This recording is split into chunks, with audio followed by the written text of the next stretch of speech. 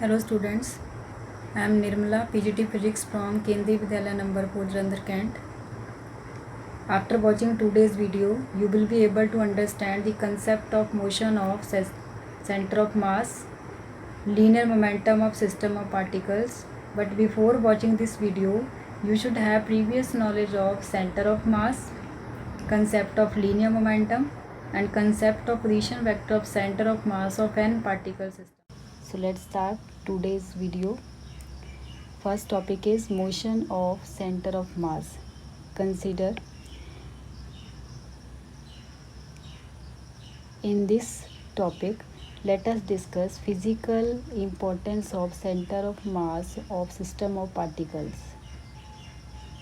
We know that in this topic we will find the answer of the question, how will the center of mass of a system respond to external as well as internal forces.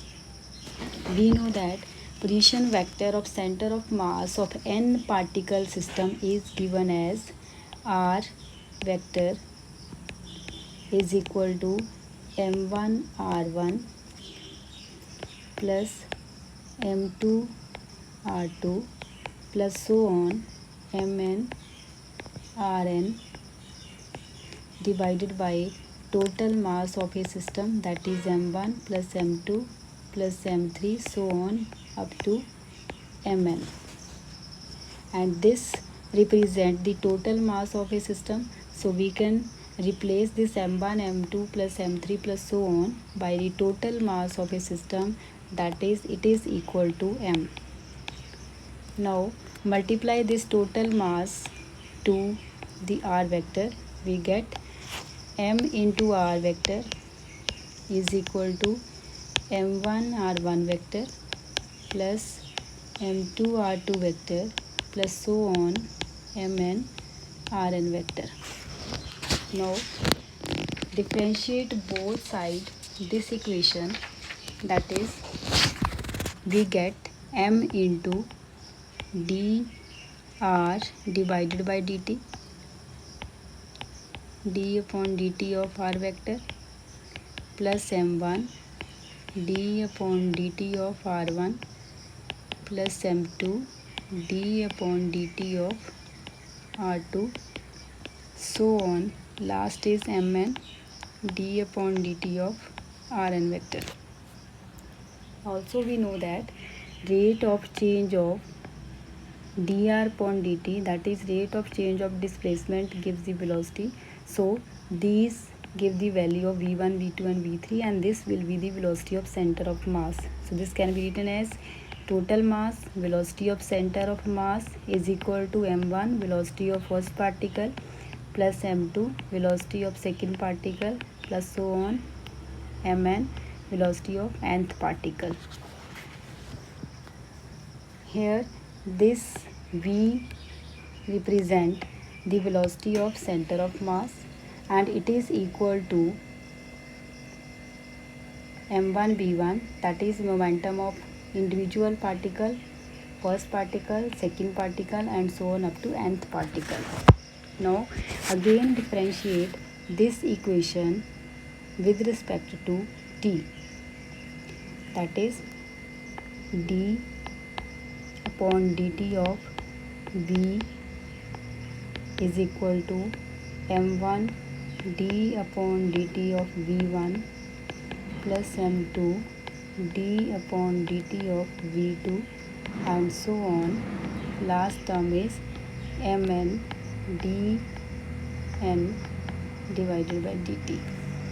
And we know that rate of change of velocity is equal to acceleration. So this will give the acceleration of center of mass, acceleration of first particle, second particle, and nth particle. So we can write it as m into center of mass of acceleration, m1 into a1 plus m2 a2 plus so on mn an. This equation gives the acceleration of center of mass, and this gives the acceleration of individual particles. And we know that according to Newton's second law of motion, product of mass and acceleration will give the force. Therefore, we can write it as F m into A is equal to F1 plus F2 plus F3 plus so on. Last is Fn. Therefore, total mass of system of particles, that is capital M, multiplied by acceleration of center of mass is equal to vector sum of all the forces acting on the particles. Among these forces, there will be external forces exerted by the agency outside the system, and also internal forces exerted by the particles of the system on each other. But according to third law of motion, internal forces exist in equal and opposite pair, and therefore their contribution becomes zero. So this force will represent only the external force. So we can write it as m into acceleration of center of mass is equal to F external. F external, this F external is the sum of all the external forces acting on the particles of the system. This equation shows that center of mass of the system of particles moves as if the entire mass of the system were concentrated at the center of mass and all the external forces were applied at that point. However, we conclude that whatever be the system of a particle and whatever be the motion of individual particle, the center of mass will move according to this equation. Therefore,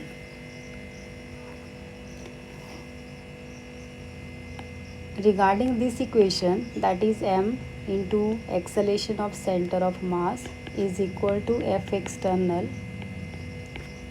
When we talk of the force F1 on first particle, it is not a single force but the vector sum of all the forces of the first particle, likewise the second particle, etc.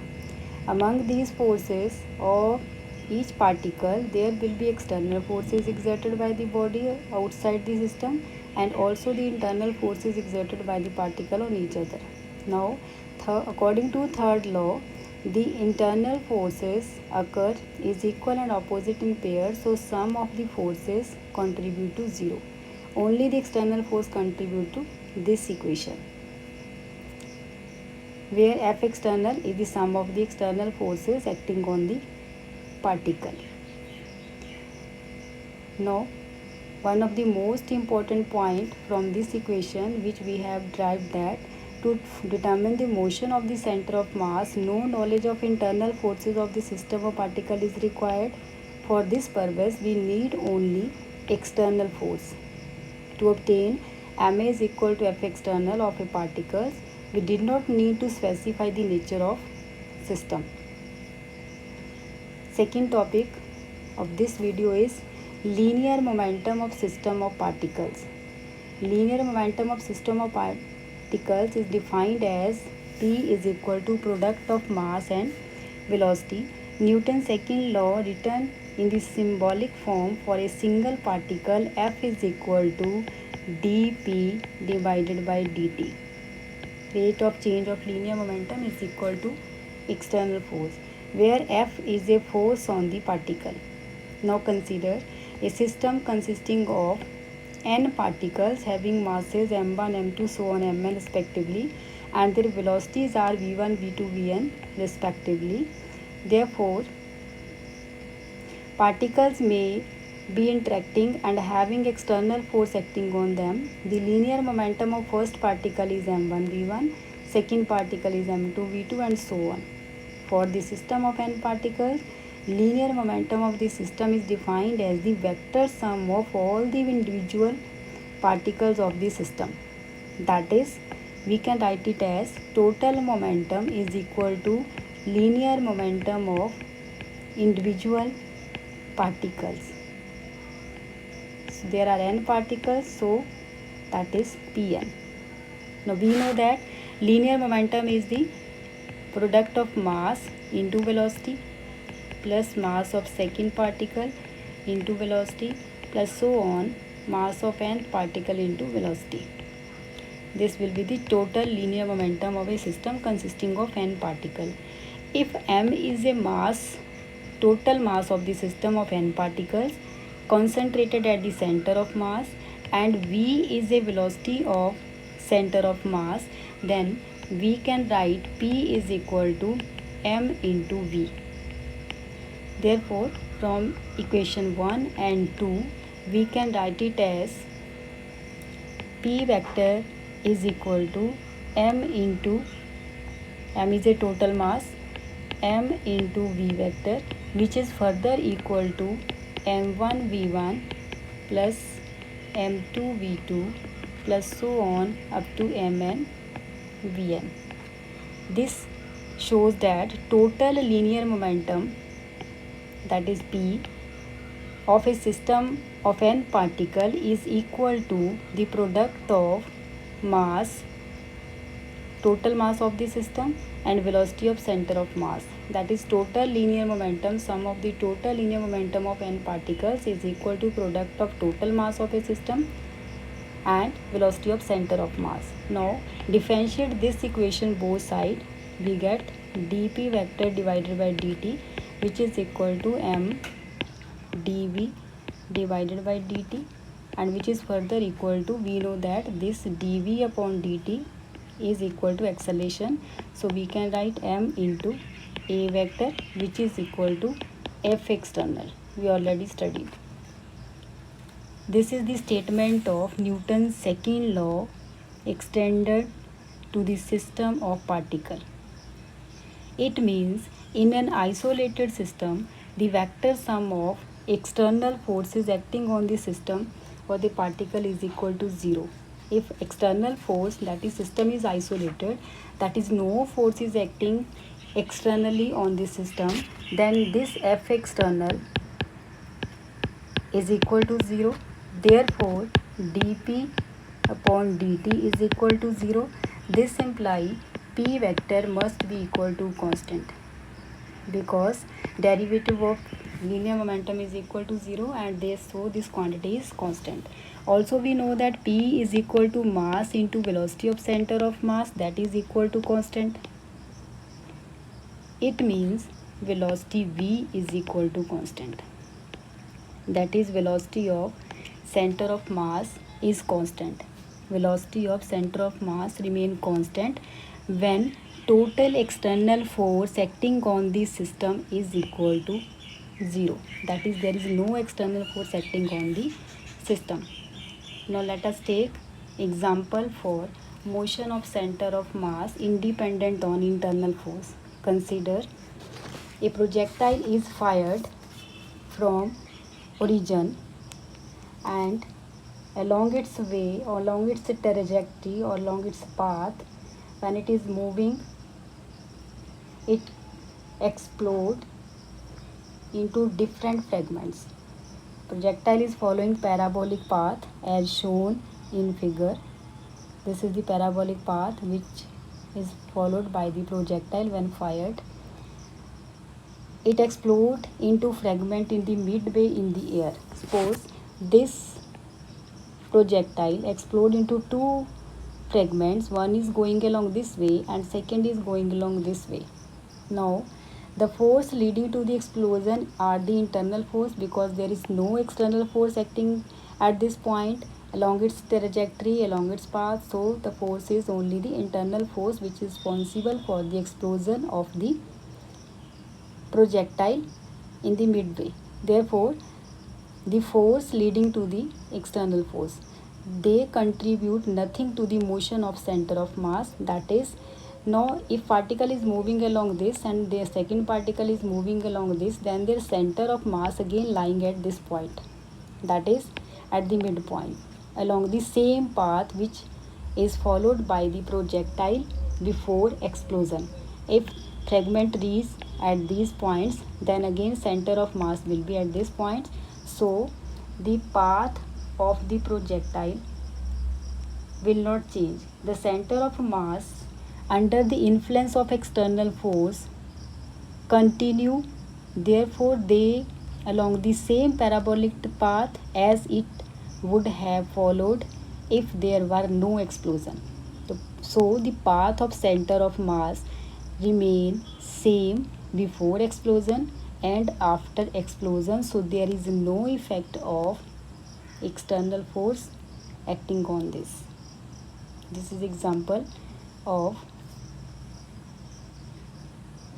second example is the example of binary stars. In binary star there are two stars which are moving along, which are rotating. Consider first is moving along this orbit and second star is moving along this orbit. First star is suppose present here and second star is present here, and the line joining of these two stars having center of mass at this point. This is the point where center of mass lies. This point, this is the point, that is this point represent center of mass. Binary star is a system of two stars that are gravitationally bounded to and revolve around their center of mass. For example, figure given below, this figure, there are two stars, that is star A and star B. They are revolving about their center of mass. In the absence of external force, that is if there is no external force acting on the system, the motion of the center of mass is just like free particle, that is a straight line. Motion will remain same. There is no effect of internal forces and external forces acting on the system is equal to 0. Then center of mass behaves like a free particle. Third example, we can take the example of radium. Consider a radium nuclei. This is a radium nuclei and it disintegrate into nucleons of radon and alpha particles. Suppose it decay into two parts. First is radon, second is alpha particle, that is helium, as shown in the figure. The force leading to the decay are the internal forces because there is no external force acting on this, and the responsibility of decay is possible only because of the internal forces. External forces on the system are negligible, so total linear momentum of this system will remain same before and after the decay. If the decaying radium nucleus is at rest, the product of the decay, Rn and helium, moves back to back so that their center of mass remain at rest. Line joining of these two will be the center of mass, so center of mass will remain at rest. In second situation, if radon, that is Rn, if radium is moving with uniform speed, then it again decay into two particles. One move along this, that is helium alpha particle, second is Rn along this direction, but its center of mass will remain along this direction, that will move with constant velocity because there is no external force acting on the system. If the decaying radium, this decaying radium nucleus is moving along a straight line, with some velocity, the two products decays. One moves along this and second moves along this in different direction in such a way that their center of mass keeps on moving with the same velocity along the same straight line as the original decaying nucleus was moving. That is, center of mass will remain moving with the same linear velocity as it was before decaying. That's all for today. At the end of this video, two questions are given for assignment. First question is this and second is this question. You have to solve this question for practice. Thank you.